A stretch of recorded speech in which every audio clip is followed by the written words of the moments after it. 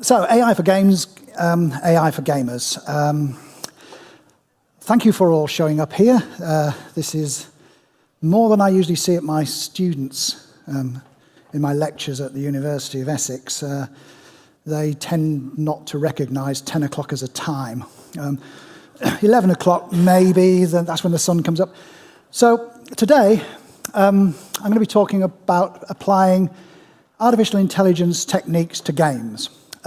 Mainly to game design, some to game development, and some to gameplay. This is only a taster, so it's non-technical. You can ask me technical questions afterwards. I'll make up an answer and hope that you're not an expert. I do teach, well, I supervise PhD students who work in this area, so I am acquainted with it. The other thing is, because I'm from a university, I'm not attempting to sell you anything at all, except perhaps the illusion that I know what I'm talking about. My aim is to show you what AI can be used for in games. It's not to show you how to use it. So this isn't any kind of programming guide to using AI or anything like that, or these are the tools you can go out and use. Because it comes from academic research rather than games industry research, some of it's not for right now, but for tomorrow. Other of it is for right now, but only if you've got very powerful computers. Now, AI has been used for years in games. The usual example that we give is rubber banding. This is where you are racing a little racing car and you're zooming ahead of the enemy, the competitors, because you're so good. So the computer sort of helps them. It's like they're on a rubber band. So the further you get ahead, then it speeds them up so they catch up. So you always feel you're getting a bit of competition. Likewise, if they zoom ahead, then the rubber band pulls them towards you, so they're not so far ahead that you think that you're not going to catch them up. So that's an example of that kind of dynamic difficulty adjustment, which is rubber banding. Because we've had AI in games for a long time, there are some established AI techniques which people already know about. And I'm not going to talk about these. So if you're here thinking, oh, not another lecture on A-star, I had that in 1984. Most of you probably weren't born in 1984. Or finite state machines, or behavior trees, or utility-based, where you just rank things based on a function, or mini-maxing, or any kind of clustering for database analysis, all this kind of stuff here. I'm not going to talk about that, because I assume that either you know about it, or you know a book that's got it in. So I'll be looking at more modern approaches that are now becoming feasible, or are actually in use for commercial games. I said you can look things up in a book. There is actually a book for this. It was published about a month ago. Yanakakis and Tagiglius, Artificial Intelligence and Games. First couple of chapters, absolutely great. After that, starts getting a bit too technical. But if you're at all interested in this area, then that is the book that I would recommend you to buy to find out more about it. Unfortunately, I wrote these slides about 2 weeks before that book came out, so I don't feel the benefit of it. Coincidentally, my own first book, which was published in the 80s, was called Artificial Intelligence and Games. Or was it Games for Artificial Intelligence? It wasn't a great seller. I've got 3 copies. I think they're probably the only ones in existence. Techniques. Okay. So these are the general techniques that I'm going to be mentioning and what they're good for. I mean, the basic plan of this talk is I give you these techniques, then I explain roughly what they are, then I go through a whole bunch of applications where they might help, and I tell you which ones would help. But I don't tell you the details of how they would help, because that would expose my lack of detailed knowledge. But I do actually know probably a bit more about it than most of you. So, planning. This is good for logical explanations and causality. So if you want to know why something happened, do you want to have an explanation, you want there to be a causal link between things, planning is what you would use. I'll discuss these individually on slides. Monte Carlo tree search. This is good for making best guesses. So you don't know what to do. Any information would help. Monte Carlo tree search can help. The longer you give it, the more it'll help. But you can give it quite short timescales and it'll still be more useful than just guessing. Artificial neural networks, often just called neural networks, but probably they should be artificial neural networks. These are good for classification. So you give them something and you say, what's this? And it says, well, it's one of these. Or what shall I do in this situation? Well, you should do this. They're also good for preference learning. Would this player like this? No.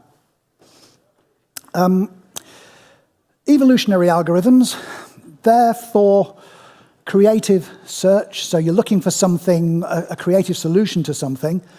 They're also good for tuning parameters. So if you've got a whole bunch of variables and you don't know which ones should be higher, which ones should be lower, then evolutionary algorithms are ways to find that out. And then reinforcement learning, this is learning from examples, mainly set in a world where you don't know how the world works. So I'll briefly go into these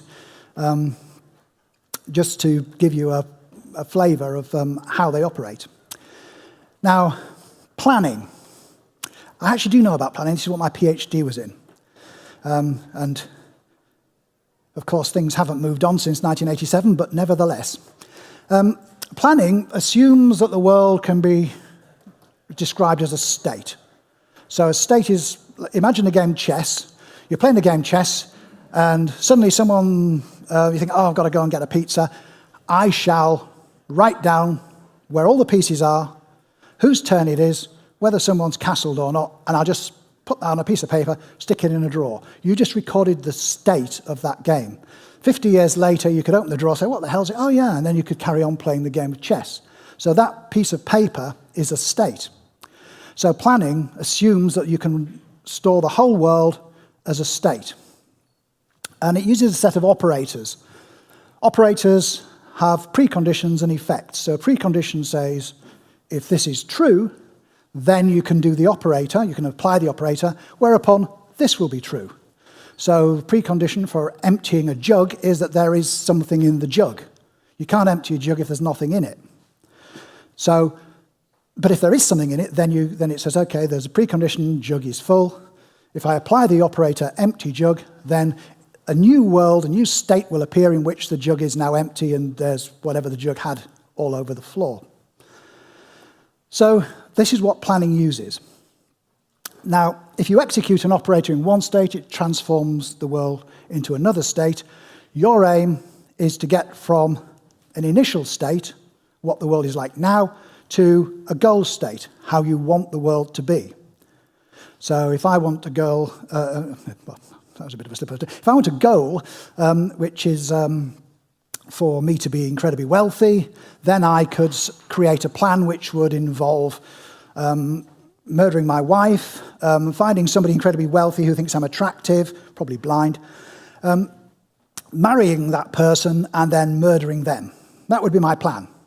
Number of failure points along there, but nevertheless, it's a plan to get from the initial state to my desired goal state. And you can see how there's a logic to it. It's not just a random plan. Each step follows because the previous one led up to it, created a new state. And there are two main ways to plan. Forward planning starts at the current state and says, how am I going to get to where I want to be? And the backward chaining starts where you want to be and says, what would have to be true for me to get there? I mean, it's a bit more complicated than that. Like if I'm saying, I want to be in Times Square, New York, then I don't start thinking, should I walk this way? Or should I walk this way? I'm mainly thinking, that's going to need an aeroplane. So I'm going to have to get to Heathrow because that's where the transatlantic flights are. How do I get to Heathrow? Probably going to have to take the Piccadilly line from here or a bus. If I take a bus, I go to Victoria. That's just down the road. I'll go to Victoria, get on the bus, go to Heathrow, get on a plane, go to New York, and then plan my journey from there. So what I've just described there is a plan, and you can see how it all fits together. The plans are very good for that. The problem with them is they're slow. It takes a lot of time to create plans. They're very good at causality, but when I say slow, some of the experimental ones are taking half an hour. You think that's great. The more games-oriented ones can give you a pretty decent plan in maybe 4 seconds, but it's still too long for most games. Right, Monte Carlo tree search. This is a form of search that uses statistics. So it's also state-based. So there are all these things I can do. Which is the best thing to do? Well, what Monte Carlo tree search says is, I'm just going to try them all at random. So I'll try this one. And if I do this, then my opponent will do that. Chosen at random. And if they do that, chosen at random, I'll do this, chosen at random. So it chooses at random. Now, this sounds, whoa, why would that ever work? Because you do it tens of thousands of times. You do this repetition so many times that you build up a statistical picture of which is the best choice, likely to be the best choice. So you run thousands of searches, choosing at random, and then you aggregate the results and say, these are the best, I think. Now, this is great for games because it'll work for enormous search spaces, and games tend to have those. It's also very fast because it's not making any decisions. It's just the only decision it needs to make is what's the next random number, and I just choose that one down from the options. I mean, it's very fast. You can resource limit it, and it can still help. So you can have your smart planner system do a little bit of work and then say, okay, just you go off and do the rest, Monte Carlo tree search. You've got 40 milliseconds. Monte Carlo tree search says, yep, off it goes. 40 milliseconds later, it says, I think this is the best thing, and then that's what you do. If you say, you've got 20 milliseconds, it'll say, okay, and it'll just go off and it'll come back. Answer won't be as good, but it'll be better than if you didn't ask at all. And it's domain independent. It'll work on anything which can be used as a search. You can pick up from a regular search, so you can do some breadth first search or some kind of balanced search if you want, or planning to get a start, and then just say, well, now I've got to decide which of these endpoints is best. I'll just run Monte Carlo tree search and it'll tell me. This is very popular in game AI at the moment, regarded as best in class for most things. It's been used in commercial games for real-time strategy games are pretty good using it. Right, so the next technique I'll be talking about is artificial neural networks. These are function approximators. So a function takes inputs and gives you outputs. But if you don't know what's inside the black box, then it's very hard to use that. The black box might be a person's head, or it could just be a very complicated system. So they take, artificial neural network takes inputs and tries to model the function that it wants to use and gives the outputs that it thinks the function would have given you. And the way it works is it's made up of little computational elements that we call neurons, because it's all based on naive ideas of how the brain works. Each one of these neurons takes inputs. The first layer takes inputs from the actual real world or virtual world, whichever one you're taking your inputs from.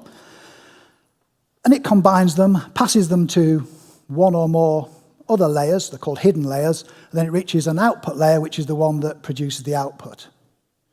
So each one of the neurons gets a whole bunch of inputs from either the environment or from other neurons. It measures them, weights them, and it will then decide whether or not to pass information on to the next layer, and if it does, what information to pass on. And they're numeric. They're not anything like, here's a data structure. Once it gets to the end, then there's a feedback process which can reinforce things. We'll come to that a bit later. And as a result of this, having run it a number of times, then you can say, okay, when I've got, say I've got a whole bunch of training examples. This is how people play. Keep plugging them in. It'll build up a neural network based on these inputs giving these outputs, and then it can make predictions. But you do have to train it. You do have to have something to show what the function you're approximating's inputs and outputs are. If you don't know what the inputs are or you don't know what the outputs are, then you can't use an artificial neural network to guess what's in between, or to model what's in between. The more layers you have, the more examples you need. The better the approximation will be, but the more examples you need to be able to get an accurate representation. Similarly, the more inputs you have, the more examples you're going to need. Artificial neural networks are good for classification, so they're good at recognizing something and telling you what it is. They're good for preference learning, which in the past, this person or these things liked this, so we can predict it. It's also good for regression analysis, which is mapping curves to data, if you're into database analysis. So curve fitting. Next one. That doesn't mean electronic arts. It's evolutionary algorithms. With these, there's a function called a fitness function that operates over a set of values. And your aim is to maximize that fitness function by changing the values. So you might have a function which says, look, this is my definition of what is fun. Really complicated. And here are all the things that we can change in the game. Every single parameter we could change in the game. So I want you to change these parameters to optimize this function. So this function takes in all the parameters, spits out an answer saying fun to this degree. You want to make sure that this is highest or lowest, depending on what you want to do. An evolutionary algorithm does this. Now, normally you represent the parameters that you want to tinker with as a vector. So there's just a whole list of parameters.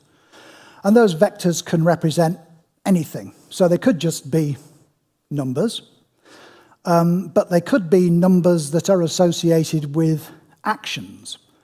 So, for example, if you wanted to evolve some kind of behavior for a non-player character, then you'd say, well, the non-player character can do 50 different things.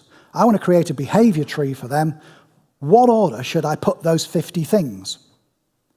And your evolutionary algorithm will say, okay, well, we've got this order here, and when I run the fitness function, it produces this output. What if we change this around? Swap a couple of them. Does that produce a better output or a worse output?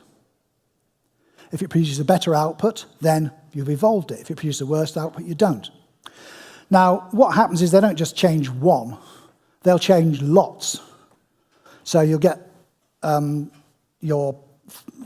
let's say you've got 100 variables. You might make 20 changes to those 100 variables to give you another 20 different possible solutions.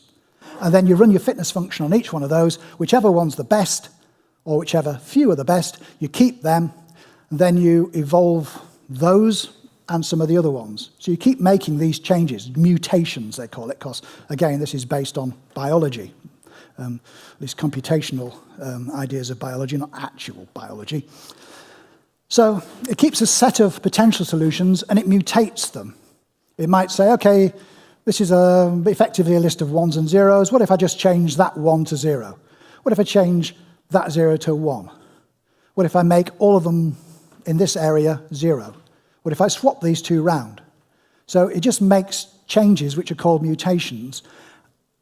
to give new solutions. It then applies the fitness function and says which of these are the ones most close to what I want. I'll keep those and I'll keep changing until I reach a point where it's making no difference.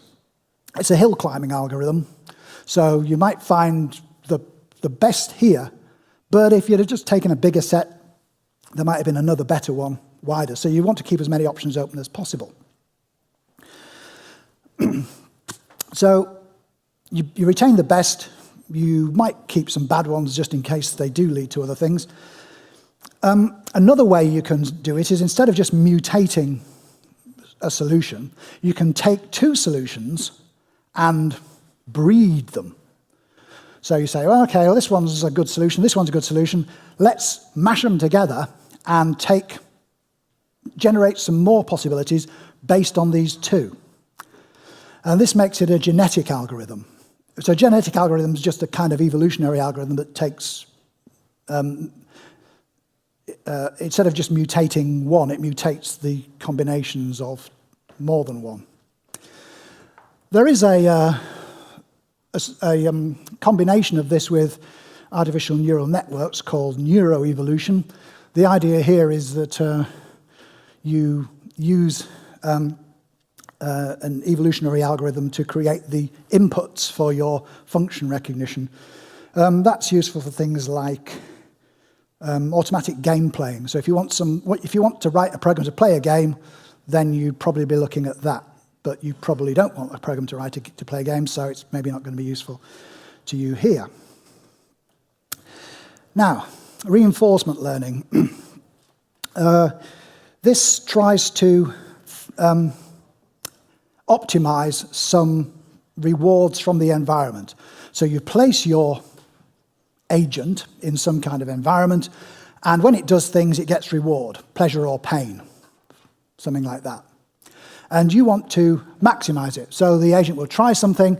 If it works, then it gets a reward. If it doesn't work, it regrets that having done that and tries to avoid it in similar situations. So how you learn the good states? Well, if you know the actual world model, if you actually know how the world works, then actually you don't need to learn anything. You just store it because it's already known to you.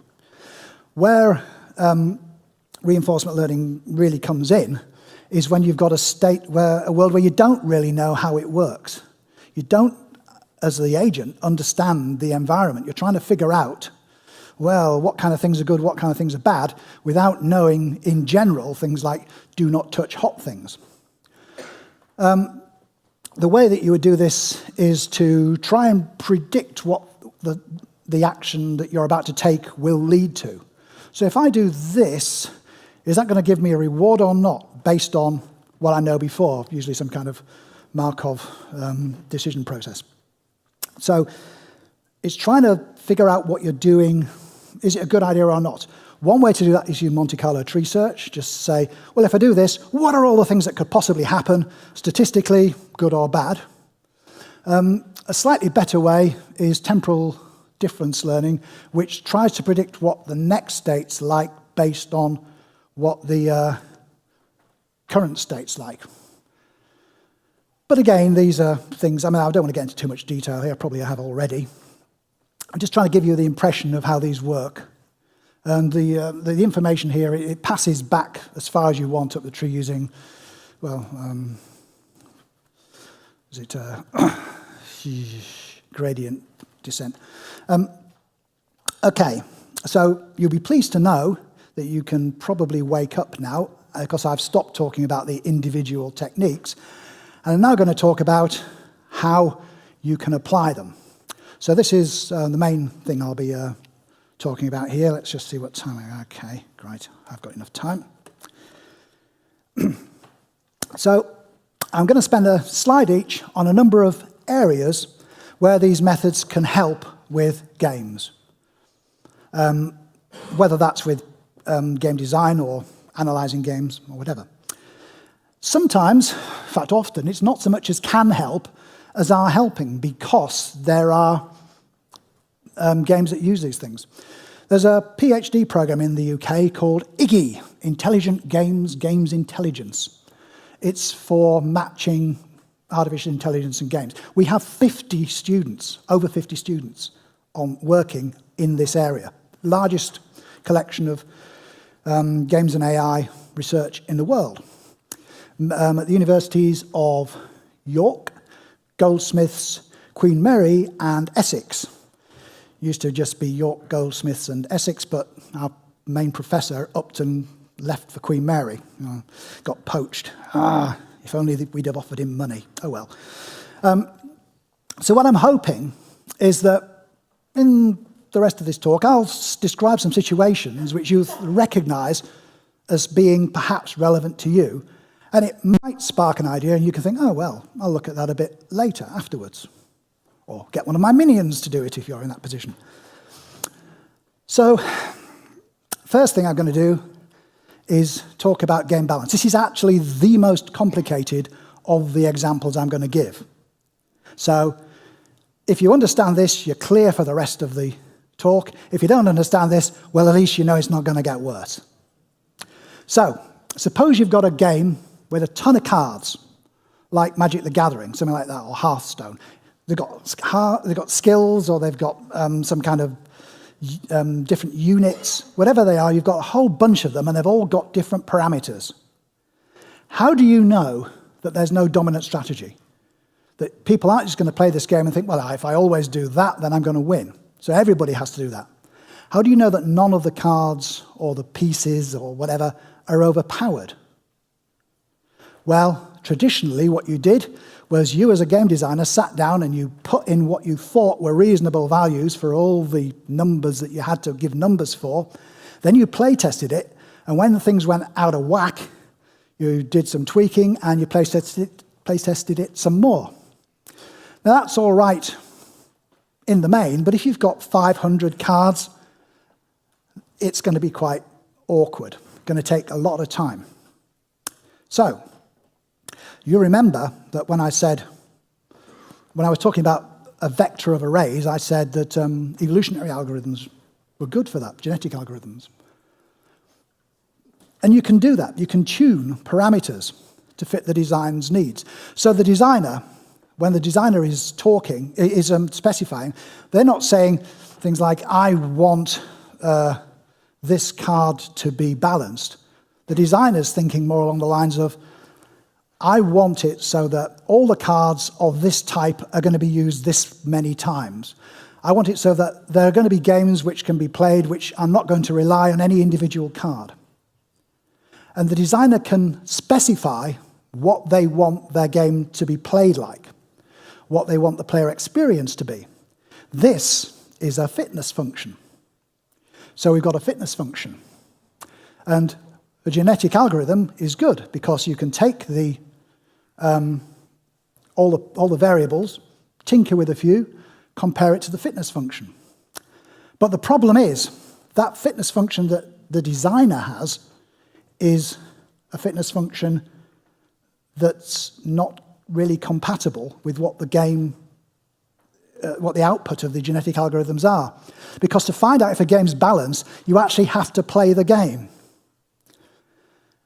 So if we want to do that automatically, that means we have to have somebody play the game automatically. And we can do that because we can use the Monte Carlo tree search. So what happens is you've got your set of variables, set of parameters, things you want to tune, and you say, well, we'll just swap two of them. Is that game better than before? Monte Carlo tree search goes off and plays that game 50,000, 100,000, 500,000 times, however many it takes, and comes back and says, yes.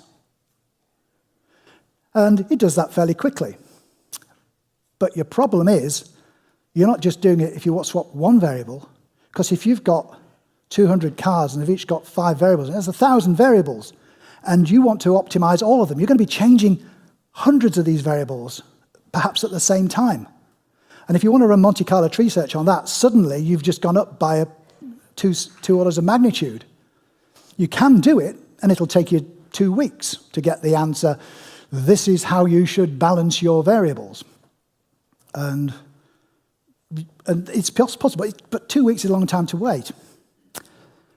But what you can do instead is, once you get to a new state, okay, so we've evolved a new set of possibilities, rather than actually running Monte Carlo tree search, we'll create an artificial neural network to model what the output would have been.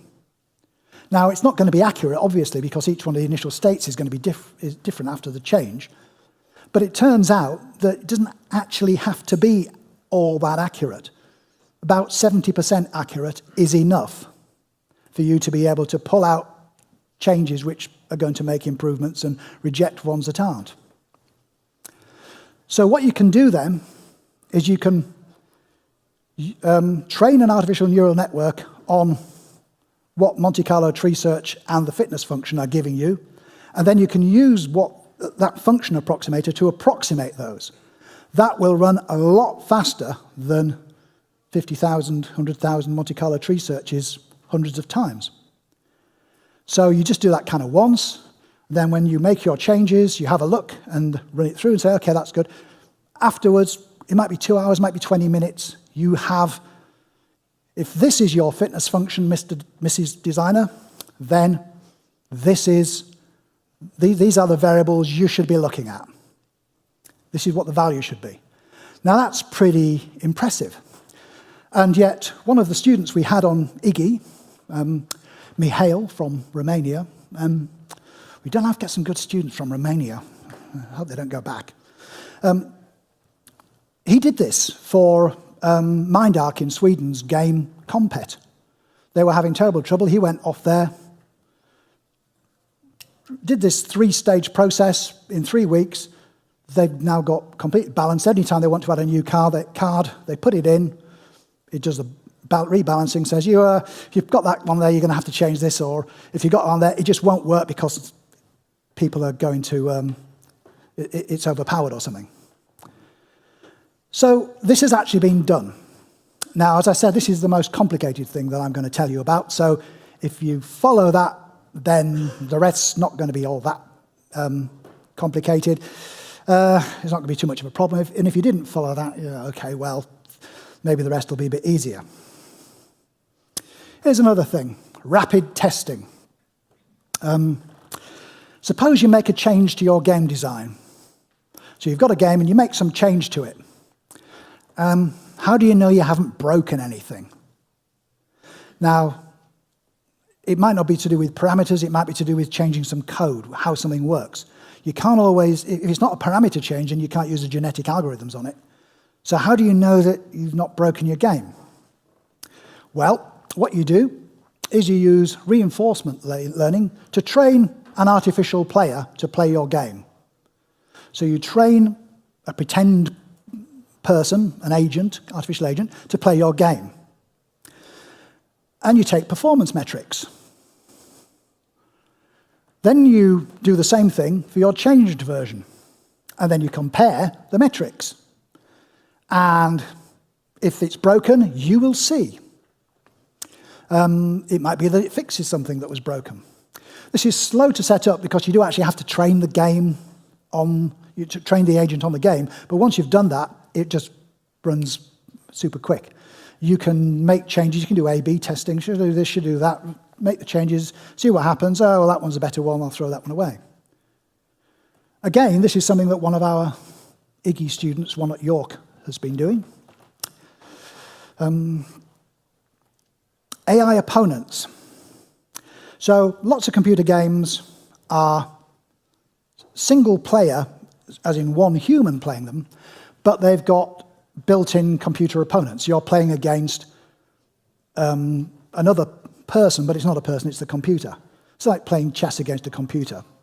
And lots of games have got this. I mean, in the Civilization series, for example, you've got all these different leaders with different personalities and different behaviors, and they all act different ways. And each one of those is modeled as some kind of computer agent.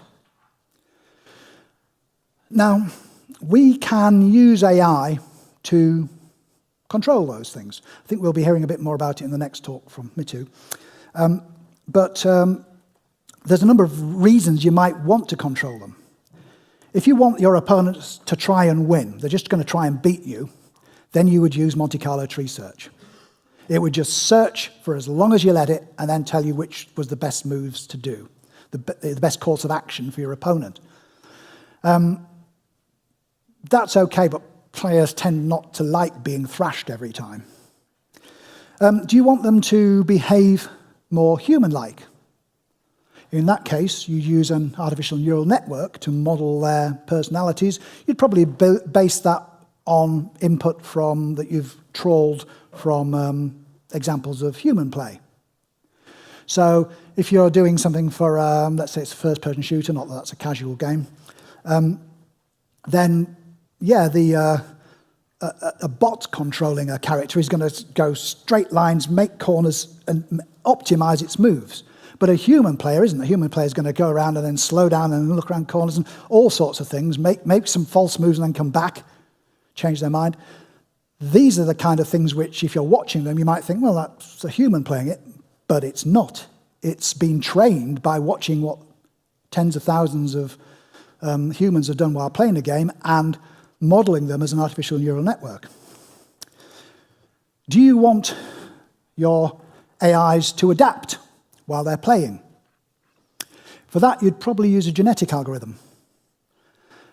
So you're playing, your opponent's playing, and you find this winning strategy, you think this is great, and then your opponent adapts to it. This completely ruined Football Manager for me. Damn, those winning strategies, formations and tactics for my team, they worked great until the enemy AI figured it out and started countering it. So you can use a genetic algorithm, and this is pretty good because there's a lot of things you can change, and in response to a lot of actions that the AI that the human could take. And you can combine all three, if you like, to have something that's human-like but puts up a good defense and adapts to what you're doing. Or you could just use planning, which can do them all, but is slow as toffee.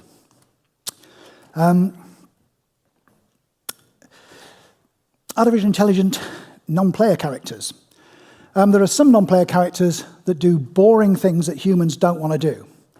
So things like standing guard. They don't need a lot of artificial intelligence. You don't have to be smart to stand there when your only job is to be killed by a sniper. That's all you've got to do. So you don't need to be smart. So normal behavior authoring works for these, like finite state machines behavior trees. But some of them do need to be more sophisticated. For example, love interests. If you're trying to woo another character, then that character might have their own set of values, and they may have to adapt them because you're a jerk, or you may have to impress them in certain ways to let them know what you're doing. And for these, you'd be using, planning's probably the best because that's causal. You could use Monte Carlo tree search, which is fast. Really depends on how much time you have. For narrative, planning sort of rules supreme. We'll come across that shortly. So, player experience. Some of what I've described so far involves modeling how a human would play. So you're trying to simulate how a human would play. Because if you know how a human can play, then and you can automate it, then you can do a lot of testing very quickly. Now, the best way is to use an artificial neural network. But these have to be trained on human play. And if you're developing a game, you don't have a big bank of examples of human play, then it's quite hard to train your neural network. But it turns out that rough and ready approximations are still pretty good.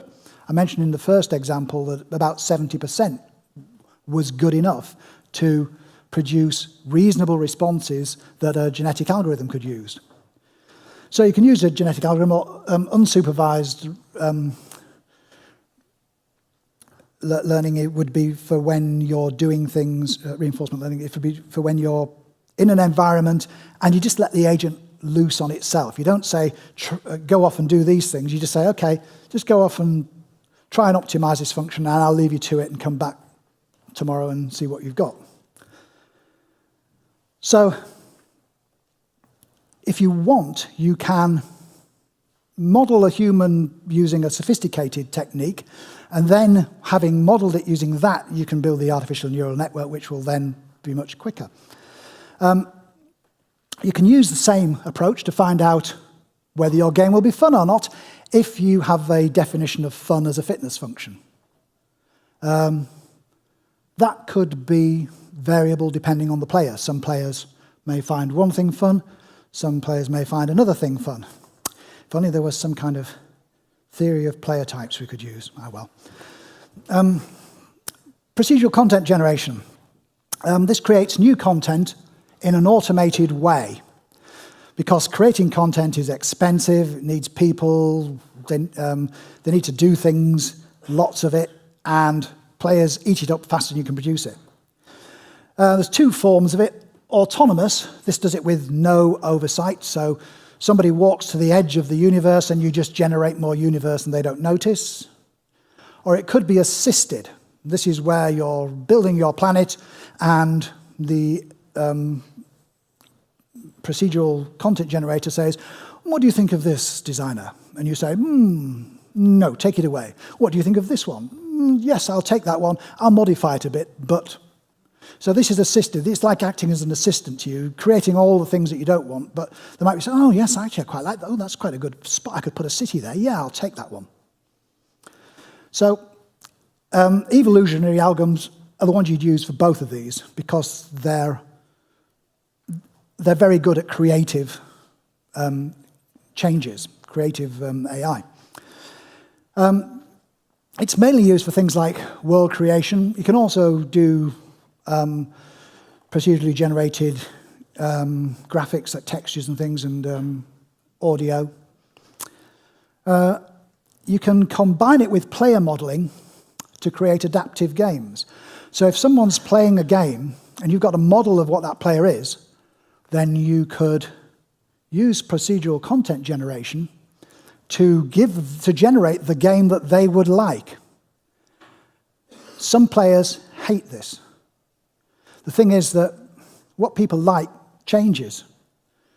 And some people don't like having to... Okay, if I'm playing a game and it's really difficult, I might be the kind of person who thrives on really difficult games and I don't want it made easy.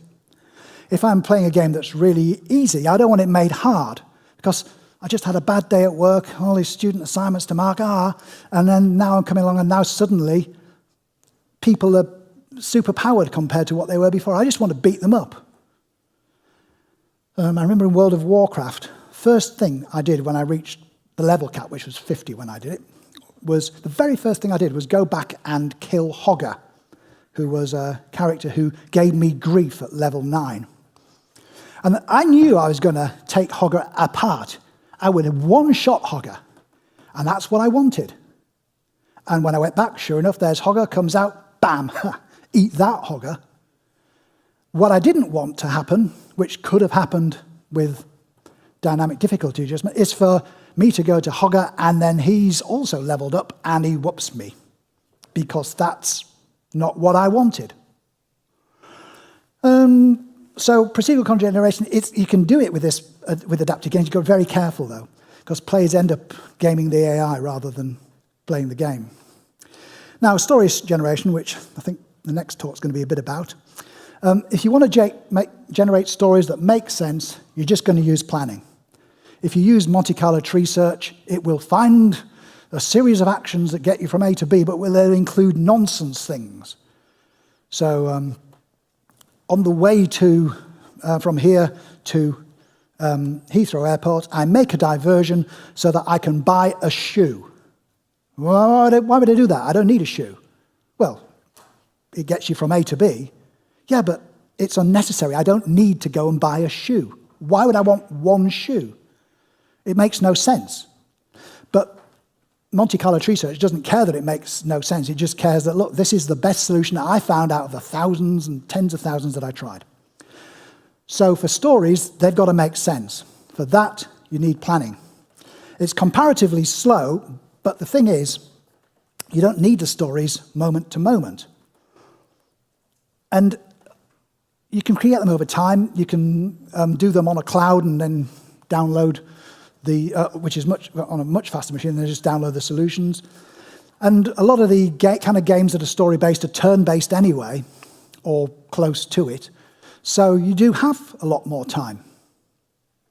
And this is what you would do if you wanted to make your characters believable, intelligent, who would recognize things you were doing, who would spot if you walked into a room covered in mud or something. They wouldn't just carry on as if nothing had happened. They'd say, "Well, where have you been?" Because they would suddenly interrupt them. So planning works best because the way it figures out what to do gives you these causal links. It tells you why it would happen, also how it will happen. Other solutions look kind of bonkers when you do them. Right, data mining. If your game's successful, you'll have a lot of data, big data. And there are well-known statistical techniques for looking at this, clustering and so on, I'm not going to go into. But if you use reinforcement learning, and you couple that with artificial neural networks, you can create predictive models about your players. Effectively, you look at your players, create an artificial neural network based on what they've done, and then you can predict what they will do. When will this player quit? What would this player give me money for? And then you can adjust the game, or adjust the game just for that player if you really want to. Well, things are starting to look a bit darker now, because that does sound a little bit manipulative. It's all right you doing it to other people, but people are going to be doing it to you, folks. It's one thing to use AI to increase player engagement, but it's another thing if you employ it in the service of mind control. So there might be some moral issues there. Do you want to identify players whom you can addict to your game? Maybe you do to tell them to stop playing. That wouldn't be so bad. But if you do it in order to addict them and get money off them, that's kind of immoral. Turns out you can do a lot worse than this, a lot worse. I was at Game Design, it's an invitation for game designers only, and Project Horseshoe in the US, if you know it. And I was in a group, and for 2-3 days we discussed what ways that you could use games for evil. And it is absolutely easy. You can do all sorts of things. You could induce suicides in people who are, you particularly wanted to, gaslight them, make them freak out, give people heart attacks. Things like carpal tunnel syndrome are quite easy. Blinding somebody who's got the head visors on, that's quite easy. But you can do all sorts of psychological things with this if you've got models of them. So the fact that none of this actually happens shows that actually game designers are, in general, pretty decent people. Game design, game creation is expensive. Those game designers, you'd have thought they'd have done it for fun, but no, they want to be able to have their children wearing socks. So why not automate the process? You can create games automatically. You use genetic algorithms for parameter tuning. So you create a basic game, and it's got a whole bunch of things you can change. What does this look like? Does it look like a spaceship? Does it look like a rabbit? What's the goal? What's the behavior of these things? So you can have several hundred parameters. And you can use genetic algorithms to change those. Some of those parameters might be attached to rules. What happens when this collides with this? You can change those as well. You can tie this to procedural content generation. You can create a whole game automatically. It needs a player model to be a good game. So you need to be able to model the players and then run it and then say, oh, does this work? Does this not work? But you don't have to do that. Because what you can do is flood the market of millions of games. Because if games are cheap to make, You can just make 1 million games, release them all onto the iStore, whatever, and, well, probably not iStore, maybe the Android one where you don't have to pay so much. And there they are. Some of those games will be good. You don't know which ones are good, but you don't care which ones are good. You just swamp the market. If somebody looks at that and says, oh, this game's called Ticklish Bears, I'll play that. And they're going, well, what the heck? This has nothing to do with bears. Nothing to do with tickling. It's some kind of, you're shooting spaceships with bows and arrows. Well, you don't care. You've got 90p off them. So it doesn't really matter. So this is actually quite dangerous. We can do this. Right now, this could be done. There's a group in Falmouth that's got a system which can do that. They were quite surprised when I told them how it was going to be misused if they let it loose. Oh well. Getting close, running out of time now. So there are some other techniques that are not yet ready for syndication. You'll have all heard of DeepMind's AlphaGo. This uses Monte Carlo tree search guided by a very deep, like 17 or something level artificial neural network. They train the neural network on humans, then they let it go in unsupervised reinforcement learning, played itself billions of times, takes a lot of time, takes a lot of computing power, and it's impractical. And the other thing is, do players want a perfect opponent? Oh, this is an AlphaGo. I should play this game because you aren't going to beat it. Why would you play it? It's not something that players in general like, playing a game when they know from the start they're going to lose. They might enjoy it against a human player. Gary Kasparov, yes, I played Gary Kasparov. He beat me, but yes, but at least I got some insight. But you wouldn't get insight into a game that was essentially using statistics. So there's a bunch of AI techniques that can be, and that are being applied to games and development. This talk was a taster, just a menu, to show you what's out there. Some of the things there might have resonated with you. Some of them maybe wouldn't. You think, well, I don't need AI. You maybe don't need AI. Not everything does. I didn't explain how any of them worked, because it's only a 55-minute talk. But it should be enough that if you see something that jives, you can follow it up. The end notes. This is me, honorary professor, University of Essex. Honorary because if there was a professor, they'd have to pay me more. This is the IGI page, Intelligent Games, Games Intelligence. These people, they go on placements.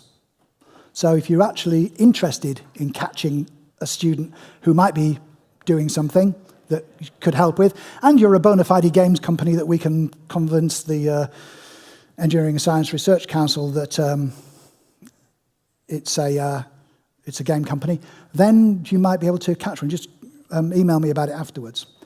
This is the book I mentioned earlier.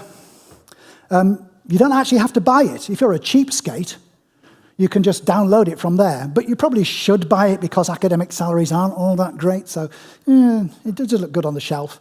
Or you can try before you buy. Anyway, that's the talk. So are you kind of worried that in multiplayer games they might get ruined because the AI gets so good that you stop believing it's a real person you're playing? No, I'm not worried. No, if the AI gets good enough that you can't tell it's a real person, well, it's not a real. I mean, it's effectively a real person. It's the Turing test. If it acts like a real person and you can't tell it's not a real person, well, it's a sapient being that's worth interacting with. So I'm not worried about that, no. I would be worried if I had something that smart and I had created a game world and then had to switch it off, because I'd be killing them. And I kind of want to kill people. So there are some implications, but from a gameplay point of view, no, I'm not worried at all. On the evolutionary algorithms, you said that we can mutate the you can mutate the values to determine which works better. What about changing the algorithm and trying it with the same values to see what happens? Do you do both, or do you always use the same algorithm? Okay, you can do that, but the way you do it is take the components of the algorithm and you create a list of rules. And then you say, these are the rules that I've got in the algorithm. and what order am I going to put those rules? And then the evolutionary algorithm will change the order of those rules. So effectively, it's generating code by swapping lines, and of course, sometimes it's going to crash, sometimes it's going to hang, we don't know. But ultimately, at the end, if you do this enough times, then you will get the order that works, that best fits whatever your fitness function is. So you can do that, yeah. One of my students did that for a game playing system, but same principle. Yeah. Great. Thank you. We have run out of time, so thank you, Dr. Okay. Bartle. Right, thanks.